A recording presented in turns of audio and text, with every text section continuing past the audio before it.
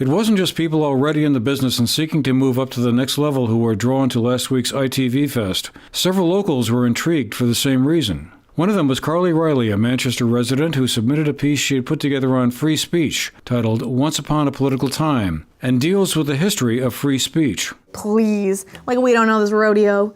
You'll write another book? Hard time choices? It's part of a series of shows she's worked on at GNet TV, and she submitted one for review by the judges of the ITV Fest. Lo and behold, an email came back from the judging panel telling her that her piece had garnered enough support to win an interview with one of the judges during the 5-day-long festival, to get feedback about her project, and a way in perhaps to make some connections to other content creators, as the expression goes, within the industry. A few days before the start of the ITV Fest, Carly stopped by the studio here at GNet TV to tell us a little bit more about the project and what she hoped for from the discussion. The email I received from them suggested that the meeting would be, getting feedback from her, some advice, potentially next steps where I can go from here, which is all hopefully things I'll get out of it. I also definitely want to ask her some questions about her career trajectory and sort of where I might go, even separate from the show, moving forward. So it's sort of just a meet and greet, informational type interview as far as I know. Or not interview, but meeting. Yeah, so my show is called Once Upon a Political Time. And so the premise there is essentially that I look at the history of different political issues. And it really came about because I'm really interested in politics and I love different political issues, and certainly in this current environment, it's an interesting time to be thinking about politics. But I felt like on so many issues, I sort of had this de facto opinion, but it wasn't necessarily grounded in me really knowing what was going on. So I had an interest in doing more research into different issues, and I feel like looking at the history of things is a great way to get a sense of where we are today and really form an opinion about it.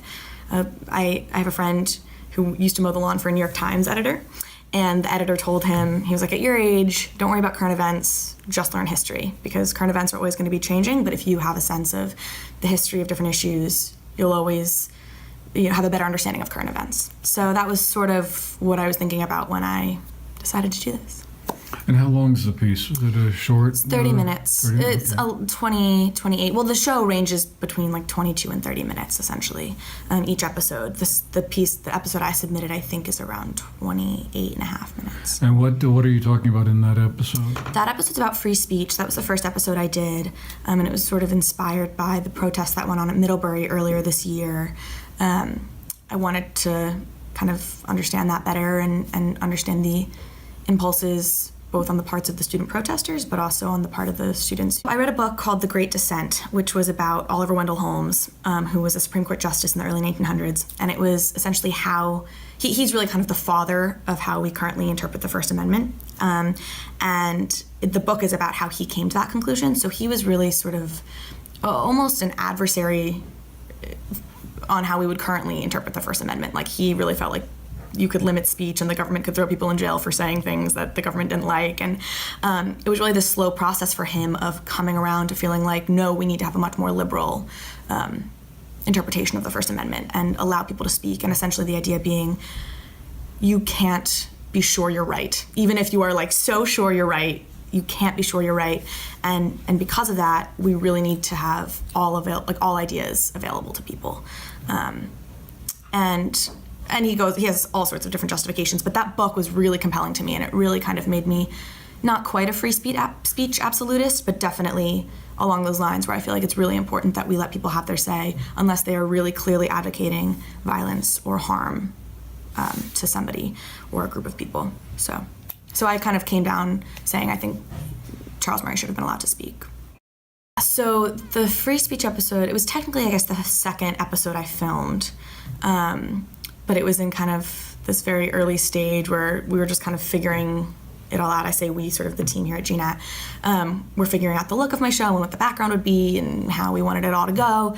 So yeah, when I look back, it's more rudimentary, I feel like, than what we're doing now. So I ended up reshooting that same piece and tweaking the script a little bit to make it a little clearer, and just as I learned how to write scripts for this better. So now I like to think it's even better than it was when I submitted it. But I did submit to the woman I'll be meeting with and to the ITV Fest. I did give them the updated version so they can take a look at that. I mean, honestly, for me, I'm looking to move to New York in January. I would love to maybe make some connections with her, utilize some of her connections potentially. Just talk to people in the industry and have some advice from those folks. It's called a development meeting, right?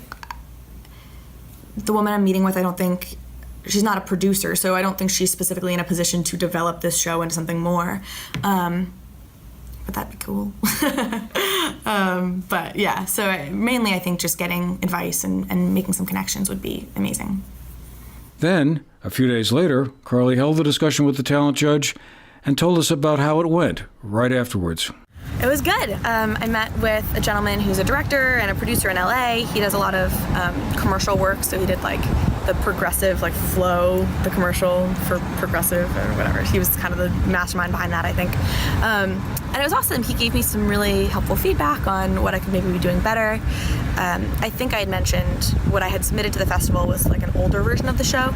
So some of his feedback has already been remedied in sort of the updated version that I now have, but was nevertheless helpful. And then, additional kind of feedback. And he told me a little bit about his experience in the industry and talked to me about where I want to go and maybe how to get there. And so it was great. You never know where something might lead until you try, and Carly, who is planning to move to New York early next year, may have gained an early foot in the door. For the GNET TV News Project, I'm Andrew McKeever.